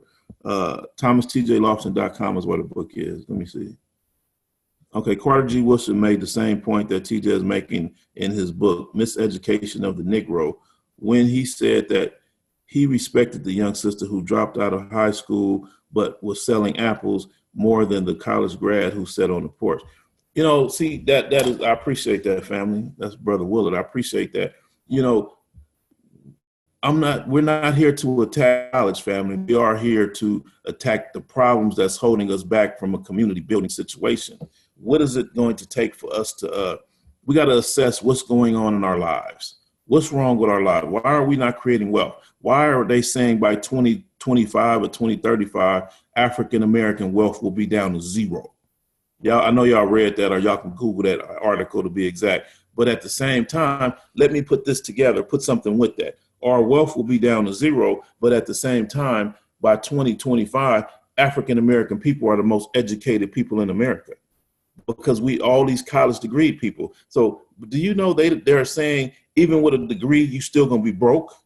So that is a problem to me, family. And I didn't post that. That's not my article. I didn't write that, but I am gonna address that and tell y'all we're being bamboozled. So like it says here, the person who dropped out of school was selling apples, yes, that person selling apples can get into a position where they can connect with a black farmer and help that farmer grow. And then they could turn around and go back to all their friends and say, hey, I'm gonna set you up on a corner selling apples. I gotta connect from a black farmer so we all can sell unlimited amounts of apples all around the country and help that black farmer expand its land and grow more apples. And next thing you know, we're supplying farmers markets, we're supplying everybody. If every black person, let me tell y'all this, if every black person in America would decide to sell apples tomorrow, I would not be mad at them. If people say, teacher, they all dropping out of college and they took your word and they all opening up selling apples on the corner, I wouldn't be mad at them. You know why? Because they can turn around and if they get a good corner, literally, they can make $70,000, upwards of $100,000, $70,000 on the average, and upwards of $100,000 by being on one corner or one freeway entrance, one freeway on ramp. A good corner may have 1,000 cars a day that get on that on ramp, or maybe even more. But if 500 people said, "Let me get a bag of those apples at $5," y'all hear what I just said? If 500 people that's getting on the freeway on their way to work said, "Let me get a bag of those apples every day of the week, 5 days a week. Let me get a bag of those apples. I can eat those at lunch." They're going to be millionaires, family, period. They'll make more money than your average college student. So now we're talking about they can expand. They can expand and say, you know what? I'm going to supply all my family members with a corner, and I'm going to start being a distributor. I'm going to start buying vans to get them those apples to and from the black farmer, the ranch. You know, now the farmer's going to have to expand his operation because he's going to be supplying so many black people around the corner who sells apples. I know that's kind of a crazy example to y'all, but trust and believe that person will grow up to be a billionaire because he may design a new product that may make it easier to pick the apples. You know, it may be an app. It may be a app that we all register to call it the Apples app. You know what I'm saying? Where we want someone to drop us off some apples over here on this corner, and all of a sudden I just punch it into my app. Next thing you know, that guy become a billionaire because other people all around the country may say, hey, we want to use that system that that young person designed. You know, it's just so many ways. We got to be in pathways that create wealth. We have to learn things that are pathways to create wealth. Just like when I learned how to weld, that was a pathway to create wealth. When I learned how to sew interior into a car, because I hated sewing class, but when I put when that became a pathway to me sewing seats into old 1959 Chevy convertibles at $2,500, I started making money. I kept the $2,500 myself. But now that I know how to sew and I know how to put the interior in that car, I decide, you know what? I'm going to create my own kit. I'm going to manufacture my own kit. So all of a sudden now I don't sew anymore, but I just sell the kits because I'm manufacturing them myself because I know how to sew. Just like all of a sudden I learned how to weld, and when my tow truck broke down because the frame cracked, as a matter of fact, because the boom that raises the cars had cracked, I realized, I said, let me weld that and fix that myself because I know how. But what I ended up doing was I said, you know what? I'm going to improve this boom for this tow truck. I don't like the way this is made, so I'm going to redesign it because I know how and make a better one that's more efficient and effective. And I'm going to manufacture them in my community because my buddies need jobs that can do that. So all of a sudden, I turned around and become a billionaire because I learned how to weld, and I decided to improve my tow truck. Okay, additionally, the USDA just released a report that in 2 years, there will not be enough food to feed the U.S. residents. Don't believe that. The trend of growing food on site isn't just a fad, it is necessary, absolutely. Now is the requirement to have green infrastructure on site to manage the water run off of the grow food inside at new developments so that the residents can at least eat something. I made the note around the report because with gentrification, we are being moved out of the dense cities and to the suburbs, and these cities are planning for resilience with us. Without us, we should be aware and not only be physical spaces, purchases, community, commercial for additional system revenue, but produce, manufacturing, growth. First of all, don't believe that there's not enough food. They don't want us growing our own food. If they tell you that there's not enough food, that's going to make you believe that. And that opens the door for them to continue giving us this GMO stuff by saying there's not enough food. How is there not enough food? What I see is the developers are buying up all the farms and deciding to build homes on the farms. All over the country, I'm seeing farms being pushed back, being pushed out further. Farms are being pushed out because the developer decided he wanted to build some condos on that 40 acres right there.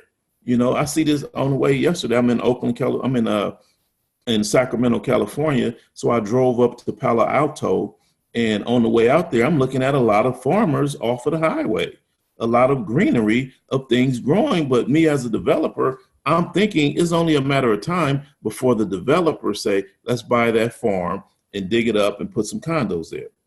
There's plenty of food room, but we definitely need to grow our own food because they are definitely trying to lock us out and make sure that the African-American community only has GMO food, which is terrible, and we definitely don't need that. But at the same time, we definitely need to be learning about all the trades, and growing our own food is a very successful thing.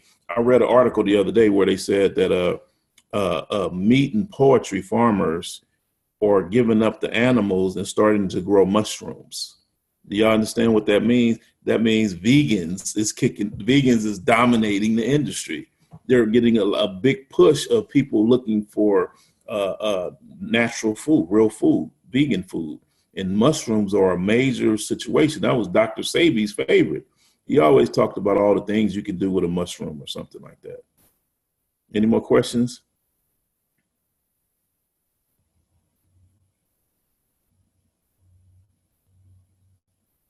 All right, now vegans now. Well, you definitely want to be a vegan, brother, because you want some real food. You know what I'm saying? They putting this food is terrible. This ain't even food, like Dr. Sebi said. This is not even, actually it is food. We're not supposed to be eating food. We're supposed to be eating nourishment, things that we can grow in our own backyards. But a lot of people don't have time. See, that's another thing I'm noticing. The trend of townhouses and condominiums being built around America. America has also decided for those people who are looking for homes, we're not going to be building new homes. We're going to build condominiums. So where you cannot have a tree, you can't grow mushrooms in your backyard. You can't grow food and have a garden in your backyard because of that association will not allow you to do that. So I'm looking at that nationally going on around the country. We got to stay away from neighborhoods that have association fees, because with association fees, they have laws on the book that says you cannot have a garden in your backyard. So I'm looking at that around that new Mercedes-Benz dome.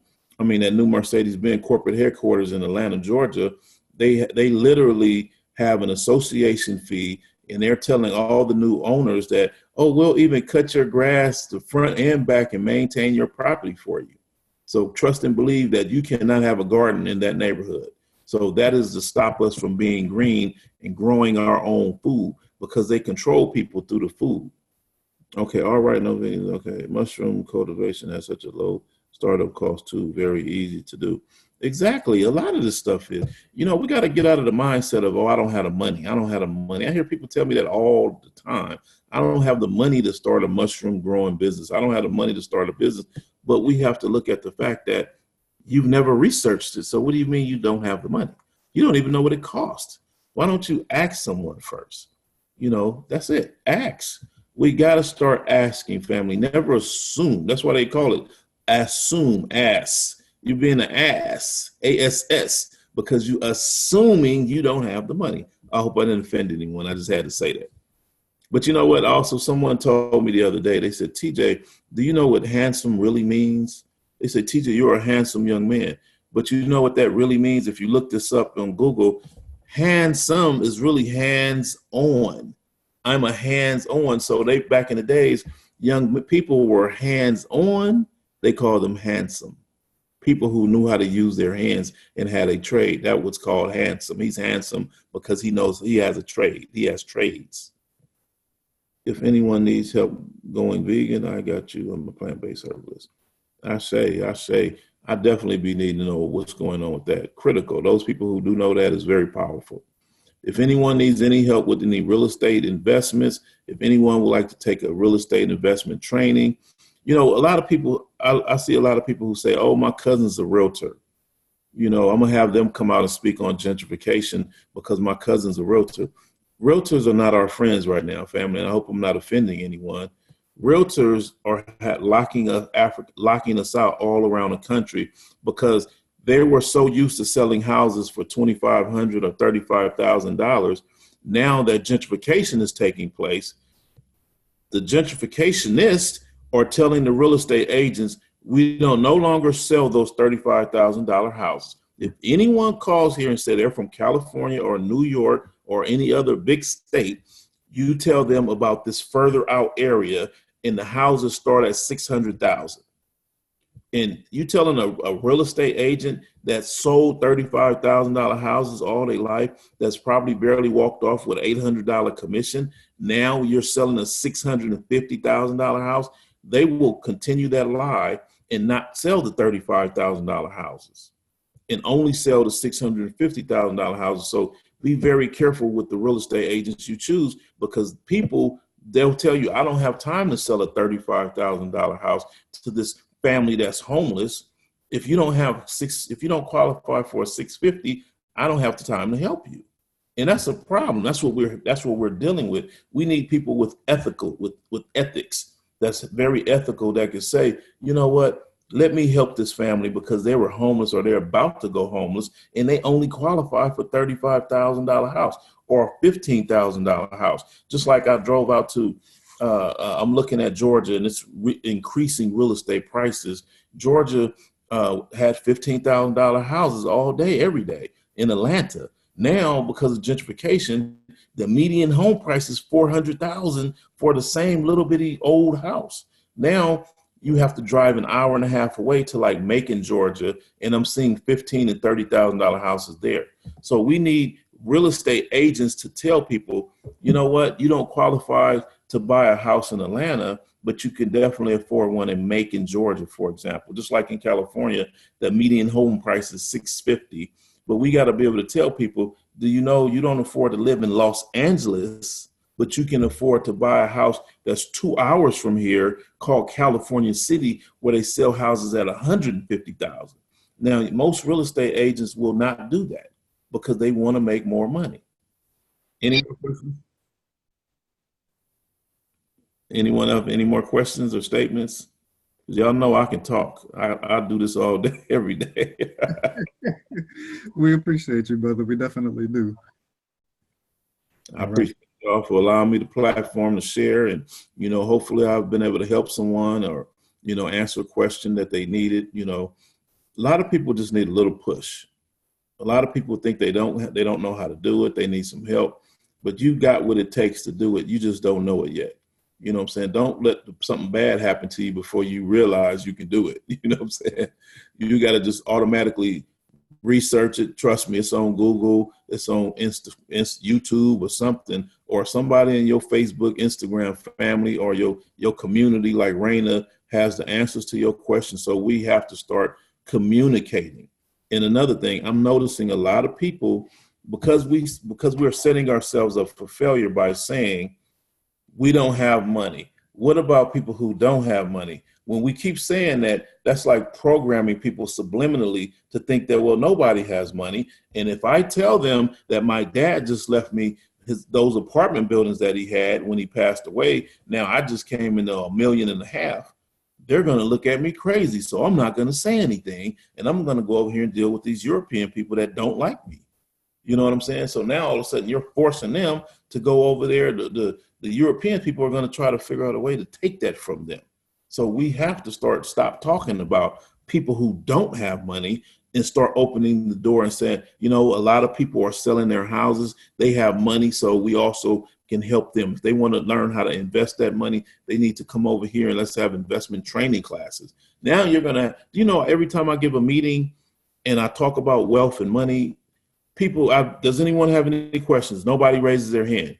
But as soon as the meeting is over, I walk out and everybody's waiting in the lobby for me. Hey, my dad left me this apartment building. My mom just passed away and her house was worth $1 million. And I was wondering, what can you help me? And I'm just sitting there like, but that nobody said that in the meeting. So that the meeting went off as in no one had any money. No one had any real estate. But the better conversations are happening in the hallway. So we have to start talking about things. We have to talk about, because a closed mouth won't get fed. Nobody can tell you, oh, well, TJ does that. If you don't tell the community, well, my dad's left me his apartment building. I don't know what to do with it. People just sell it real quick because they don't know anything about a contractor that can come over and fix that plumbing. They don't know any roofers in the community. So but they are being targeted. They have a lot of people putting letters on their door to sell. That is normal. They are targeting us. They have ran our names. And they literally know more about you than you know about yourself. They have people who are running our credit and saying, wait a minute, his dad owns 14 apartment buildings in that neighborhood. He's next in line because his dad is 85 years old. When his dad passes away, all the property is going to come to him. These investors, these real estate people know who you are. And that is a problem. Most definitely.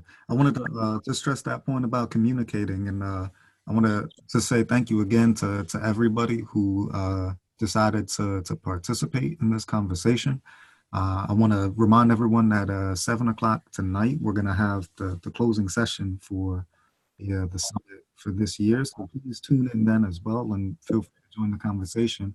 And as always, the Black Sustainability app on Mighty Networks is available as well. So that's another forum that we can use to continue these conversations and to keep things moving, to connect with different resources.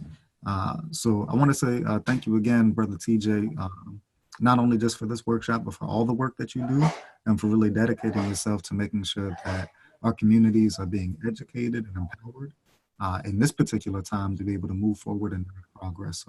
So thank you for everything that you commit to this effort. And to doing this work. And thank you everyone for participating. I think at this time, we're getting close to 11 o'clock here on the East Coast. So we're gonna wind down this session. So we'll open up the opportunity again for any closing questions, especially in light of what Brother TJ just said. Consider this the hallway moment in our conversation. We got a couple more minutes. If you have any other questions or anything that you want to get some advice on, feel free to tune in now. And in a couple of minutes, we're going to on this particular. So I want to share with you a few examples of some bright spots that I noticed.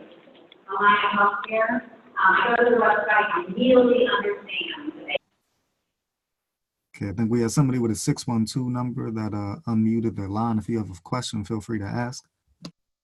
Somebody came in and said something. Oh, go ahead.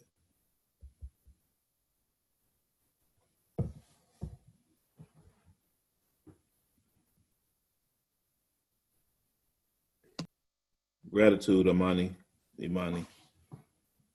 Also, I would like to give my information one last time, if that's okay. This Saturday, I'll be in Los Angeles, California at Simply Wholesome, an African-American owned restaurant, health food restaurant and bookstore, Los Angeles, California.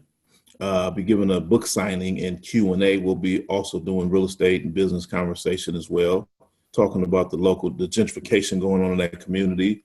And November the 1st, I will be in Atlanta, Georgia at African Deli, DJELI, I believe it is. Don't quote me on that.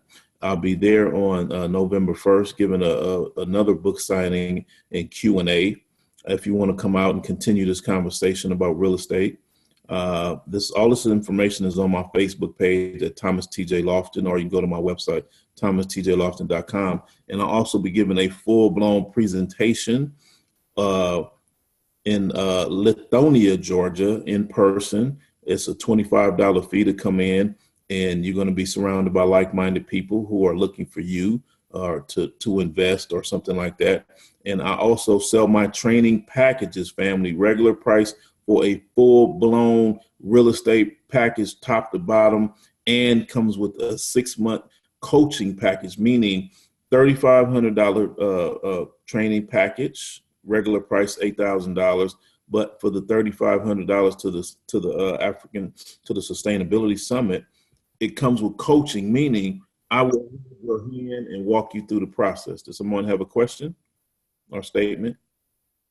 Okay, so just come on in and speak if you do. I will hold your hand and make sure, make sure you become successful. So we do not have any more excuses, family. Now you know about me and you know about Raina and her organization. Please reach out to us and let us help you so that you can help us. We all need each other's help, family. So please reach out and let them know that we need to start tell the schools that they need to book TJ to have him come out and talk to our youth, because I go speak to schools and people tell me all the time, you're the first person that ever talked to us about entrepreneurship. You're the first person that told us that I can learn how to change a spark plug that makes 6 figures a year. So it's up to us to tell the schools to book Thomas TJ Lofton to come out and speak, to come out and teach a training class, or let's buy his book. We got people who want to help but don't know how to help. It's as simple as donate some money and buy some books and allow me to drop them off to some of these students. When I go to schools and I speak at these schools, these students, I will give away one book to people who answer questions, but most of the class will hear that information and knowledge in the book and will then ask for a book. Now I find myself in a situation where I'm turning down 75 students saying, no, I can only give away 10 books. I would love to give away all the, supply every young person with that book, because I talk a lot about the trades and the wealth in things. And if you tell your parent that you that you want a trade versus a degree, they're going to shoot you down most times. But so now you got to believe in what they're saying. But when you read a book and the brothers have told you that there's wealth in these different things and here's how to go about it, they want that book, family. So again, I appreciate y'all time, and please support the African Sustainability Summit. This is a powerful platform. Brother TJ, we're going to encourage you to drop the information on the app as well, so that folks who haven't attended the workshop can still get the information and get connected with your site and with the information resources that you have available. At this time, I have to personally drop off of the call. If you all are finding value in the conversation and want to continue it, please feel free to continue to move forward. But I want to say thank you again, Brother TJ. Thank you for everybody who tuned in. And I look forward to speaking with you all later today at 7 o'clock p.m. Gratitude, family. Enjoy the rest of your day. Thank you, sir.